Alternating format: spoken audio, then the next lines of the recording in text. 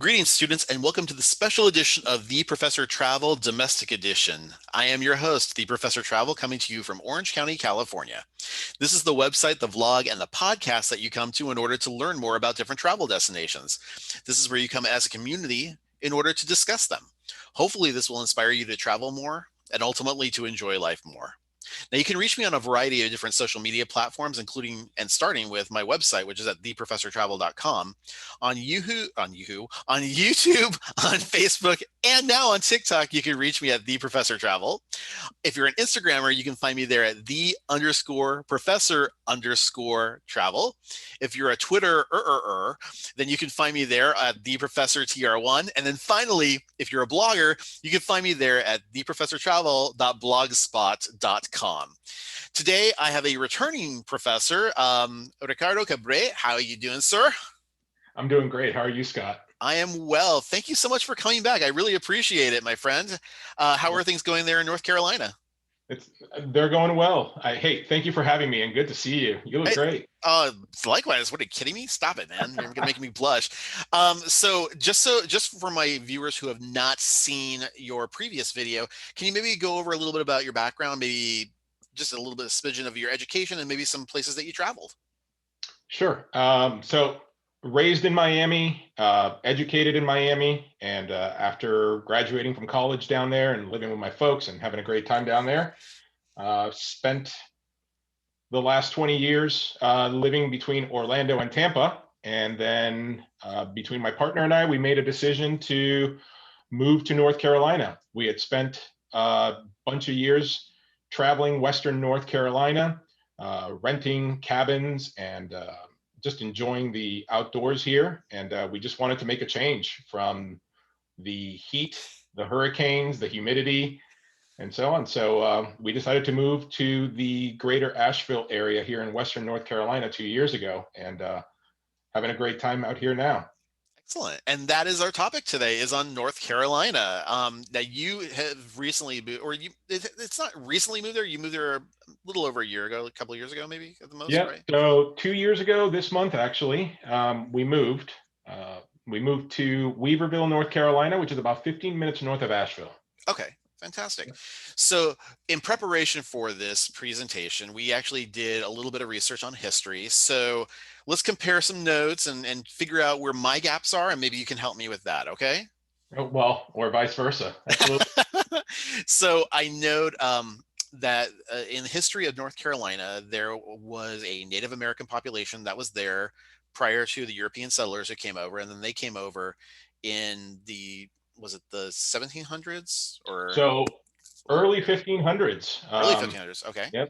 Europeans started coming here. They charted the coastal territories of what is now North Carolina. Okay. And then, fast forwarding through the 1500s to 1700s, Carolina was eventually split into two, what is now North Carolina and South Carolina. And then North Carolina became officially an English royal colony in what I believe is 1729 or so. Okay. So, and then the Revolutionary War happened, and we all know what happened there. And then North Carolina didn't officially become a state until 1789. So North Carolina is actually the 12th state in the Union.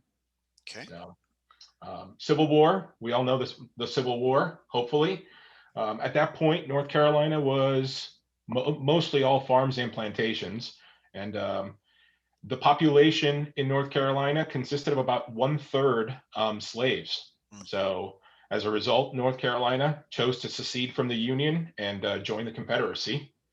Certainly, we all know that the Confederacy lost the Civil War. And as part of that, North Carolina chose to join back into the Union. And post-Civil War, after Reconstruction and so on, fast forward, North Carolina is now a booming state with about 10.5 million people. And it's very important politically this year as well. It seems like all the political candidates are going there this time around. Yeah, it's a major stop here. Yeah, I guess so. A couple other things I want to add. Just off the coast of North Carolina is where the famous pirate Blackbeard actually met his demise during I think it was the maybe the 1700s or something like that in that time. The first president from North Carolina was Andrew Jackson, although there have been others, correct? Yep. I believe so. Actually, I think it's James Polk is one, and Andrew Johnson Oh, also. excellent. So there you go. Three presidents from North Carolina. Other really notable things that occurred in Kitty Hawk, North Carolina, something important happened there. Do you happen to know anything about that? Yeah, I believe there's two brothers that chose to build a plane and fly it for a few seconds. What In kind of fact, craziness is there's that? yeah, so the Wright brothers, and I haven't had it in the 2 years I've been here. I've yet to get out to the coast of North Carolina. So I'm as a as a fellow traveler, I'm hoping to get out there next summer, out to the coast of North Carolina and check that out. There's actually a monument um, in tribute to that event, and there's actually markers, from what I'm told, that show exactly the distance that the plane flew Hmm. as Okay. well. So if anybody has a chance to go check out Kitty Hawk, go ahead and do that. Very impressive. And then on more recent history, North Carolina's been the site of a lot of hurricanes over the last 30 years. Yeah, I mean, obviously with kind of being stuck out there in the Atlantic, we're certainly prone to it, similar to other states. I don't have the more recent history, but I know in '89 we got hit by Hugo, Hmm. and I believe there's been several others. 96, I know, It, is Fran. yep. And in fact, as we speak right now, tonight, we're going to get the remnants of Zeta, which is hitting Louisiana right now. So, in fact, that one's looping right above us tonight. So, Oh, well, be yeah. safe, please. But in terms of the geography of the area, it's mountains, it's forests, it's rivers. You guys have a lot of distinctive locations, especially like what's right behind you, your background right there. Talk to me a little bit about that place. Do you know anything about it? No, yeah, been to it several times, the Biltmore Estate. So, I believe, unless anything has changed recently, it still remains the largest privately owned estate in the United States. So, yep, and it's about, oh, I don't know, 15 minutes away from where I live. So it's Nice. huge. It's about 600 acres, give or take, and it's got its own winery, its own it's got a hotel, an inn that guests can come and stay in. You certainly can't stay in the house. The Mhm. house itself is basically a museum. It's at this point, but you can certainly take tours of it. You can go to the winery, do a wine tasting, stay at the hotel. And it's Yeah, owned by the Vanderbilt family, correct? that's right.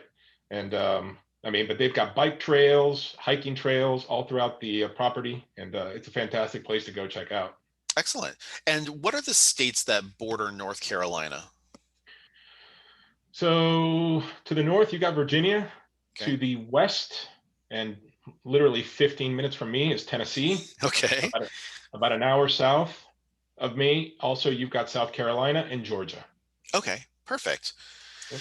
Now, in terms of the weather, we already talked a little bit about the hurricanes, but for the most part, it's a really four-season state. You get to see all the seasons. You get to see the changing of the leaves. You get to see a mild, not horrible winter, but I mean, it can get cold, obviously. Yep. Yeah. But So, sorry to interrupt you. no, go ahead. So, there's three distinct kind of topographies here in North Carolina, being the fact that we stretch 600 miles from east to west. Starting over on the coast, you got what they call the coastal plains. And then as you start moving inland, you're basically increasing elevation and you start going into kind of the Piedmont region, which is where Raleigh, Durham, Winston-Salem, and Charlotte kind of extend into. And then once you start passing Charlotte and Winston-Salem, you really start increasing elevation into Appalachia, which is where I am. And that's really where you start taking notice into what is the full effect of the four seasons, which is we're just getting done with fall foliage, which was beautiful this year actually, And yeah, you get four distinct seasons in this area of North Carolina.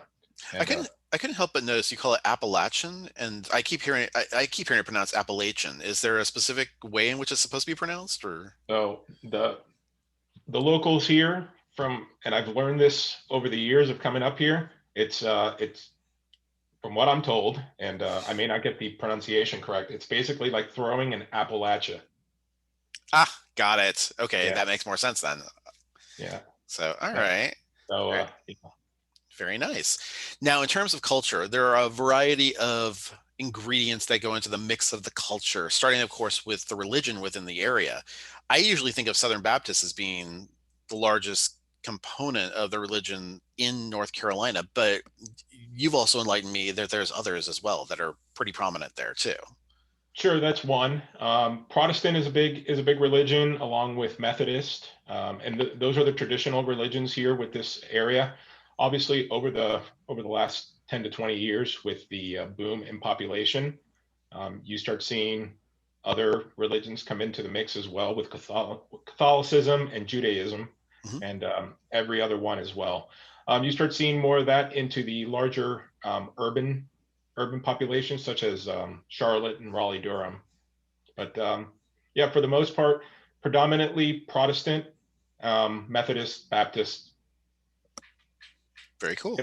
Now, in terms of the arts, when I think of arts, I think of obviously the fine arts. I tend to think of uh, you know, printing, painting, sculpting, dancing, but there's also acting. Andy Griffith is from North Carolina. Scene, you have Daughtry and Fantasia are both from North Carolina. Um, Even Maya Angelou lived in North Carolina, correct? So born in Missouri, I believe, but she resided and passed away in North Carolina. So she made North Carolina her home. Oh, Yep. that's awesome. Yep. So, I mean, there's clearly some string of artistry that goes on there, and Yeah. that's very impressive. Language, for the most part, pretty much English all the way around. Yeah, predominantly English. There's obviously a lot of mix as well in terms of language spoken. Hmm. With Charlotte being a huge international hub and financial epicenter, with Bank of America being based there, and I'm sure we'll talk about that a little later. Oh yeah, You do have a lot of mix of languages in cities like Charlotte and Raleigh Durham, with mhm. Raleigh being the capital of the state as well. But you hear languages spoken, all sorts of different languages spoken everywhere across the state. English is spoken everywhere. Excellent. And then in terms of diet and food, which is my favorite subjects to talk about, home of Krispy Kreme, started in like the 1930s, right there in North Carolina. Um, North Carolina is also known for their deviled eggs, fried green tomatoes, peach cobbler, and then there's a couple of other things that you had made mention to me earlier. What is cheer wine? Cheerwine's a soft drink. It's based here in North Carolina, and sold here regionally, and still manufactured and sold here. I personally have never tried it, but Okay. those, I'm not a big soft drinker. Um, but those who drink it are huge fans of it. It's Is it it's supposed to yeah. taste like Dr. Pepper or? I believe it's more of like a cherry flavored soda type of thing, from what I'm told. Also, and people can go ahead and research this. I believe Pepsi also got a start here in North Carolina. Oh, really? Yeah, Yep. that's interesting. Good information to have. Speaking of other things in terms of food, Texas Pete's, hot sauce. I think Based here. they're based out of Yep. there. And then the founding of the Carl's Jr.'s franchises, Hardee's, was started also in North Carolina, correct? Yep. They're based now in Tennessee, but the first Hardee's was started here in Greenville. Yep. Excellent. Yeah. When it comes to diet and food also, Hmm. and this goes back to my industry and what I do for a living, on the craft beer side, Yeah. uh, per capita, I mean, here in North Carolina, we've got about a little over 300 craft breweries. Mm. I mean, certainly doesn't compete with, the thousands that are in California, but per capita here in Asheville, we've got more craft breweries than any other city in the United States. That's So impressive, though. something interesting to note. Thank you Yeah. for sharing that. Actually, you're also getting involved in the wine side of your industry as well, correct? Yeah. How So is there wine manufacturing or wine like vineyards in North Carolina, or how does that compare to other places? there is some wine manufacturing here. As I mentioned earlier, the Biltmore Estate Hmm. has their own vineyard there, and then there are some local vineyards throughout the state. I'll be honest, I have not really had a chance to delve too much into that side here locally, but I can tell you I've tried a couple of them, and they're okay, they're good. Uh, We'll just leave it at that. yeah, Okay. so I, you it's certainly worth trying. you I have a mean, very distinctive palate, so yeah. yeah, well, I don't know about that. And then in terms of sports and recreation, um, Charlotte Hornets, obviously, you're from there. Carolina Panthers are from there. Yep, Carolina Hurricanes, if you're into hockey, they're from there as well. yep, Um, and they play in Raleigh. Yep. any other major teams that I'm forgetting? Uh, you've got you've got the Carolina Major League Soccer, I believe, has a soccer team. There's a soccer team as well that plays in Charlotte, Okay. if I'm not mistaken. Okay. So, Cool. yep, And then any state holidays that you're aware of? none that I'm aware of. No, yeah. Nothing like Mardi Gras in New Orleans, where they shut down the city for No. a few days and have a good time. No. That would be nice. That would be nice, though. That would be lovely, actually. I think we're always looking for a day off, and if we have a way to celebrate it, especially in 2020, believe me, we are absolutely there for it. Okay, so we have the population map here in the state. Talk to me. This is a huge population center right here. What is that? That's Charlotte. Okay, so Yeah. Charlotte's in kind of the southern Also, area. also known as the Queen City, Why is that? Do you know? named after Queen Charlotte. Oh, well, there we go. Yeah, Then if we circle around on the coastline, there's another area that's pretty heavily populated. that's Wilmington. Wilmington, okay. Yeah. And then as we get up in this area, it looks like the population curves all the way around. This is Raleigh, or I'm sorry, that's not Raleigh. That's like a lot of the college community, though, correct? So that's Raleigh. That's Raleigh Durham there. Oh, it is. Okay.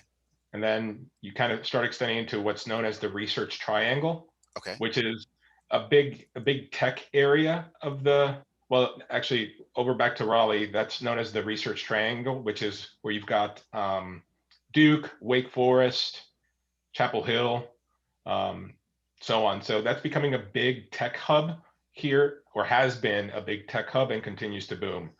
And then as you move further west through where you mentioned, that's not that far. I'm sorry. Winston-Salem, Greenville, right through there. Okay. So that's where the big population centers are in the state. But you live closer to this green area over here. There you go. So that little red blob, that's the Asheville Hendersonville area. Hmm. So if you look at my shirt where it says west of Asheville, Yes. so all those counties west of Asheville plus those three where the red is, Yeah. that basically accounts for about 1 million people here in the state. How many? What is the total population of your state? Do you know? It's about 10.5 million people, give Okay. or take. That would explain why it's really big on the election front right now. Then, in terms also of the economy, a few different companies have bubbled up in terms of really big employers within the economy. The Compass Group, which I had not heard of, is apparently in the major in the food services in North Carolina. Is that correct? Yeah, from what I'm told. Hmm. And food service is a big business here, and primarily because of the where we are geographically located. If you see just how the highways come through North Carolina and how quickly you can go ahead and hit so many other states, it just makes sense to be able to just place a lot of food service distribution centers here in the state. Excellent. Lowe's also has a big populate or employment group in, Corporate, the corporate office is here in Charlotte. as is Bank of America, Yeah, or that's right. not in Charlotte specific, or is it in Charlotte? It's in Charlotte. It is in Charlotte as well. There's a lot of banking in Charlotte. You had made mention Yep. of that. Yep. Haynes Brands has a lot of employment in that area. Advanced Auto Parts. Total Energy, which does a lot of oil in the area. Anything else in terms of, well, obviously the state of North Carolina, they're a huge employer on their own. Sure. Any other large companies that you can think of that I have left off of this? Um, I I mean, there's so many. Overall, in terms of industry as well, I mean, the agriculture and textile furniture industries are really big here in the state, and they're probably some of the larger overall employers. Um, in Duke terms of Energy. Duke Energy is huge. Okay. Absolutely, they're based out of here as well. So that's one that I forgot to mention to you earlier, but thank you for bringing that up. So Okay, pretty sizable. from a travel standpoint, American Airlines is a huge employer as well because the Charlotte Airport is one of the larger. I believe it's the second largest hub that they have in their network Okay. outside of DFW. Okay. So something as well to consider. Nice. Very cool. Now you had made mention of the transportation corridor just in the area as well. Talk to me a little bit about that. Like, it seems like it's a pretty sizable transportation route that goes through all the entire state. Yep. So major highways that go through here are obviously I-95 goes through the east side of the state. You got I-40 that goes east-west, I-26 over on the west side. I'm missing a couple in terms of the interstates. Um, Locally here within the state, I believe we've got the second largest state highway system in the country from some of the research that I've done, and just from using it would make sense because I'm on it almost every week. It's pretty robust. That said, though, you definitely need a car to get Yeah, around. same with Uh, California. there's no way around it. You definitely need a car. Uh, some in some of my other research and having used it, Charlotte is the only light rail system in the entire state. Okay. So they have a light rail system in the state, and we have the second largest ferry system in the country, also to be able to connect the islands and the barrier islands back to the mainland as Okay. well. That makes Something sense to keep too. in mind. Yeah, Several airports, obviously, ports when you get over to the coast. Trains, though, I mean, I think there are I, some that go through the state, but nothing that's really notable. sure. You've got Amtrak that connects through Charlotte and Raleigh, Durham, and Winston Salem, and so on. Okay, Similar to other states, so you're able to connect easily with Amtrak. perfect. And then in terms of tourism, is there any amusement parks or anything like that in the area? The only large well-known amusement park that I'm aware of is Carowinds down in Charlotte, which is just large, full of roller coasters and all sorts of stuff to do. And I've never been to it, but from what I'm told and from what I've seen, I believe it crosses state lines into South Carolina. So that's something kind of So fun to check out. you get two You know, states for the price of one. that's That's kind right. of fun. So, but largely tourism here is outdoorsy. If you want to go to the West Coast, to the west side of the state and do a lot of outdoor hiking, boating on the lakes, you can, or you can go East Coast, hit the beaches and check that out. By far the most visited city in the entire state is Charlotte, obviously because of the business side of it and the fact that it's got the largest airport. But certainly the west side of the state is from a national park standpoint, as we were discussing earlier, it's the most visited national park, the Smoky Mountain Blue Ridge Parkway in the Hmm. country. And how large is that? Um, I don't know how large it is, but the Smoky Mountain National Park in terms of size, I'm not real clear on the size of it, but the Blue Ridge Parkway itself extends about 470 miles, I Okay, believe, between Virginia and North Carolina. perfect. Now you have a very mixed government in North Carolina. You have a Democratic governor, but then you also have a very conservative, you know, group of senators as well as state house and everything else that's associated with that. Has it always been mixed, or what's been your knowledge about the way the politics are running right now? This has traditionally been, I mean, as far as I can tell, at least at the federal level, this has been pretty much a Republican or a very conservative state. Um, as the demographics continue to change in the state, you start seeing that it's trending more progressive or a little more purple, so to speak. And So do you think that's a product of people moving into the state, or is it just people growing up in the state and choosing to change their politics? Do you know? I think it's a combination of both. Okay. I think there's just a combination of um, ideology changing, the demographics changing, younger people coming into the mix, the politics changing as well, needs. So I think it's an effect of all of it. And so, yeah. And at the time of recording, we're only about a little less than a week away from the 2020 elections. So you guys are getting a lot of attention right now. Uh, In terms of natural resources, I mean, lumber's a really big thing. The furniture industry is really huge there. And I didn't know this, but sweet potatoes are actually a really big thing too. yeah, sweet potatoes and hogs. I believe we're the number one producer of sweet potatoes and pigs. So you're enjoying some pork barbecue. Have at it. We did not make mention of barbecue. I want to stop there for just one quick second, because while you may not be the biggest barbecue person, I do want to touch base in terms of what's like. I guess there's a couple of different types of barbecue in that are really big, and people are very particular about their barbecues in North Carolina. Yep. So you've got, I believe it's, I mean, and I do eat barbecue. It's just, it's not my go-to. Okay, that's fine. But so pork barbecue is the big thing. It's not beef here, although they do eat the beef barbecue as well.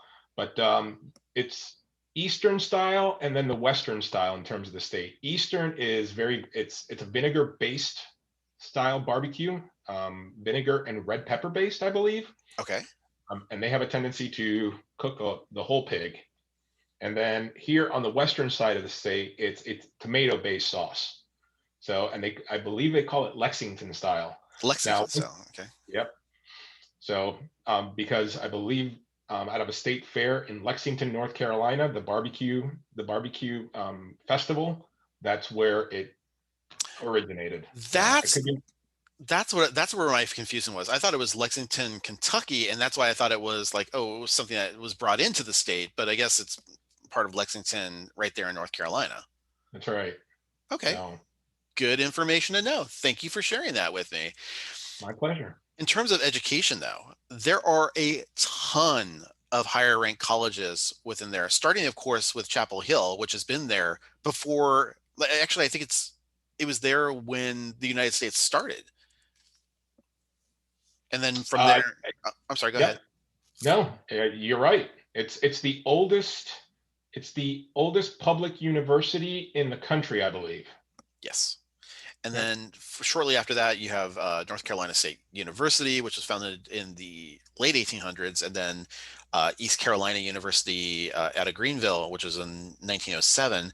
But there's also, as you mentioned, Duke is actually out of there as well. Yep. Duke, Wake Forest, Wake Forest. and something that we didn't touch on earlier with regards to sports. I mean, we talked about the professional sports, but something that is even bigger here is college sports. Mm. So, North Carolina are diehard college basketball fans. So, yeah, it's unbelievable. I've never seen anything like it. So when you're talking about, UNC, Chapel Hill, or NC State, um, it and Duke, it's uncanny the fanaticism behind those teams. So it's pretty impressive. Now, people come from far and wide in order to attend these colleges, but for the most part, would you say the literacy rate in North Carolina is average, above average, below average? Where do you think they fall in terms of what you know about the education system? So I haven't researched this enough to provide my my personal experience. I haven't really encountered much of an issue in Okay. terms of uh, that. I know the public education system here is uh, Underfunded or over? yeah, it over the course of the last several years, it has continued to not receive the funding that it requires in terms of public education. Yeah. So it could certainly improve. Well, as a lot of states can. So it's not just North Carolina, but it's one of those things that I think priorities need to be, divvied up appropriately. And then in That's terms exactly right. of, yeah, and then in terms of major crimes, terrorism threats, anything like that, anything pop out to you there in North Carolina at all? Nothing specific with regards to those topics. No, I mean major crime issues. Nothing outside of the ordinary that, at least in the major cities, that no other major city is currently dealing with today. Yeah. So, Okay. I, if you're traveling here, just follow your common sense as you would if you were to travel anywhere else. Excellent. So, quick 1 minute or like 60-second elevator speech. If I am a tourist and considering going to North Carolina, sell me on it. Why would I want to go to North Carolina? What's there to do there? Well, what isn't there to do? If you There's just a little bit for everyone here, from the outdoors to the indoors to restaurants. My general experience here over the last 2 years, and now that I am a full North Carolina resident, is whether you want burgers to a full course cuisine meal, you've got it. So there's no issue there. If you want to go hiking or if you want to kick back and read a book in a beautiful hotel, you've got the ability to do it.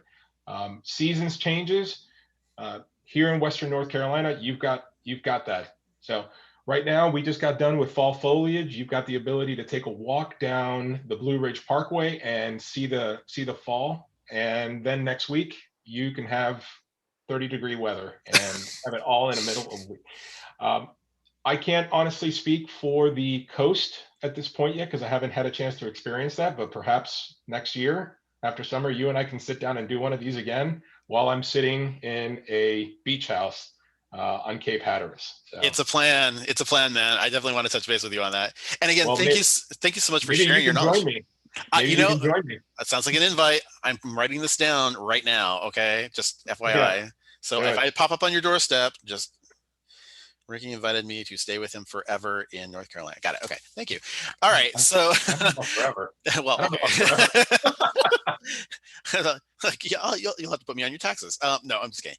Okay. Well, no, I really appreciate you taking the time to spend with myself, my students. I've learned a lot about North Carolina just, in doing the research on this and what you've been able to offer. So I really appreciate it. So thank you so much on that.